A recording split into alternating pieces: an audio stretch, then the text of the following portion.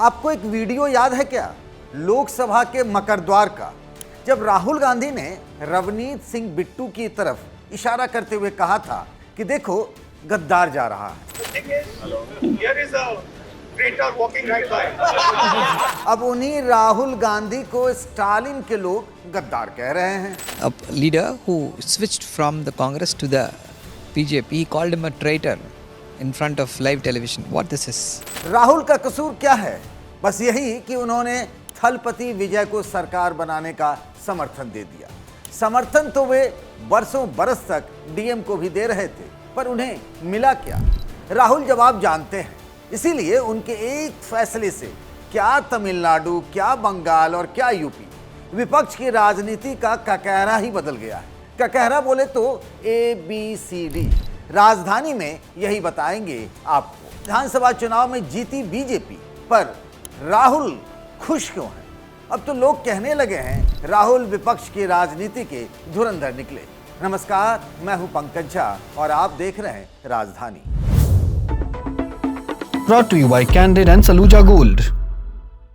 Candid dusting powder, 4 skin problems का एक expert solution.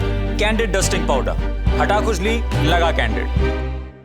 2014 के बाद तो बीजेपी जीत ही रही है और हिंदुस्तान की जनता को भी एक तरीके से अब आदत सी होने लगी है, कुछ किंतु परंतु के साथ।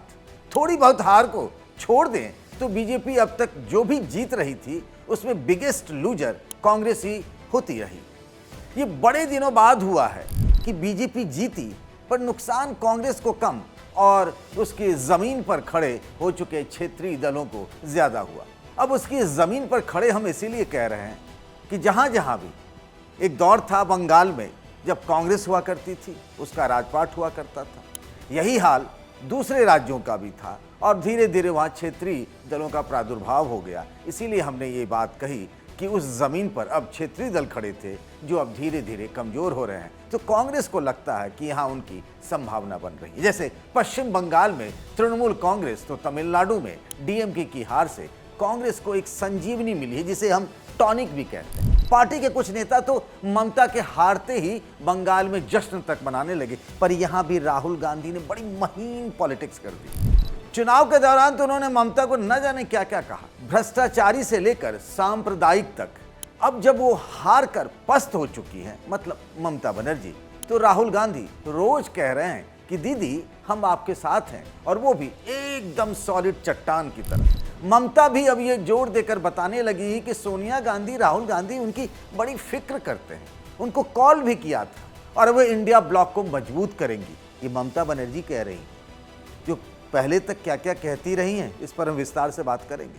कहाँ तो इंडिया ब्लॉक को मजबूत करने की बात कांग्रेस, राहुल गांधी जब करते नहीं थकते थे तो यही ममता बनर्जी अपने फायदे के हिसाब से कभी इन तो कभी आउट हो जाया करती थी। खतरे की घंटी बंगाल में बजी है तो अखिलेश यादव भी गठबंधन धर्म की कथा बांचने लगे। भारत का सबसे भरोसेमंद Saluja gold TMT bar. Saluja gold TMT। अब सही पकड़े हो कॉन्ट्रैक्टर बाबू, मजबूती सब कुछ है। अखिलेश यादव यूं ही नहीं इंडिया गठबंधन मतलब कांग्रेस की फिक्र करने लगे। अब तक तो उनके नेताओं को यूपी में कांग्रेस कहीं दिख नहीं रही थी।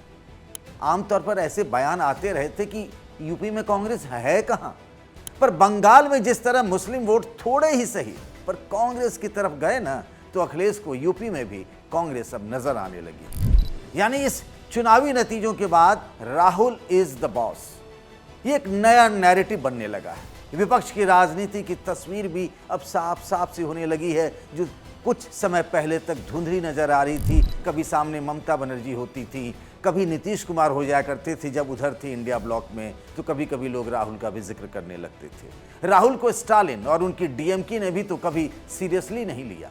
लेते अगर तो जिनके समर्थन से बरसों बरस तक सरकार चलाई, उनको सत्ता में हिस्सेदारी भी तो दे देते, पर ऐसा हुआ नहीं।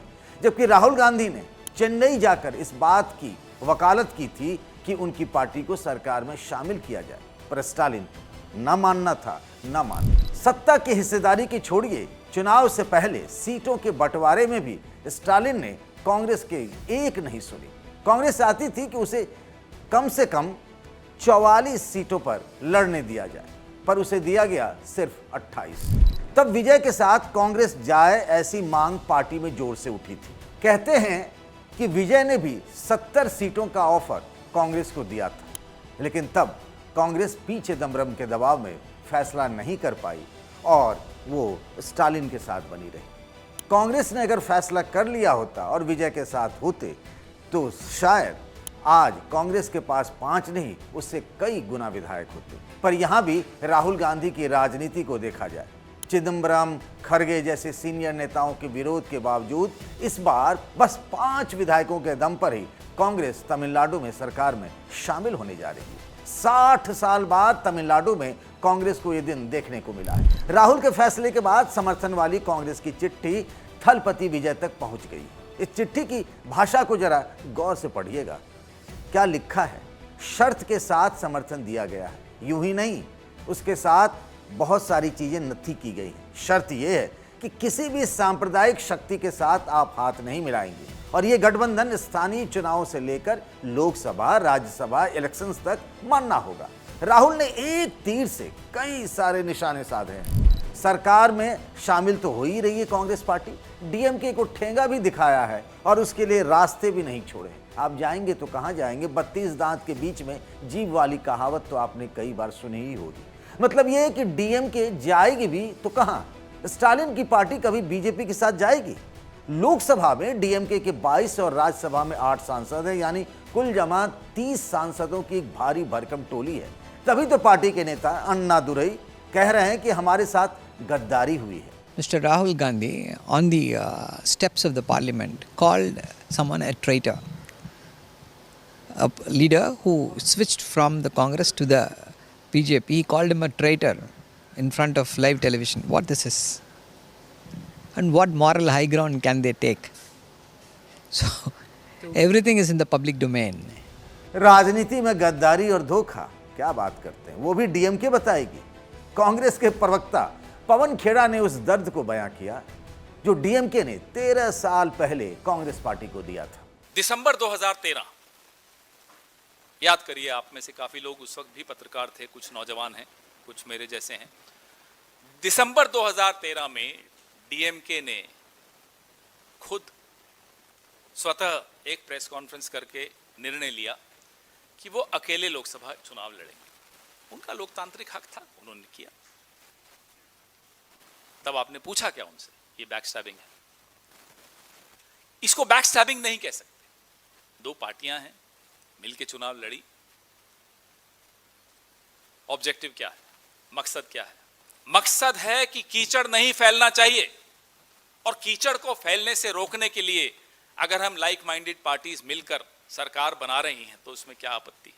मैंने आपको 2013 दिसंबर का उदाहरण दिया। 2014 में लोकसभा चुनाव हुए, नतीजे देखिए तमिलनाडु। तो क्या यह माना जाए कि इंडिया गठबंधन में थलपति विजय की एंट्री बस अब होने ही वाली है? पर क्या एक बयान में 2 तलवार रह सकते हैं? ऐसा होता तो नहीं है, पर राजनीति के नियम कुछ और होते हैं।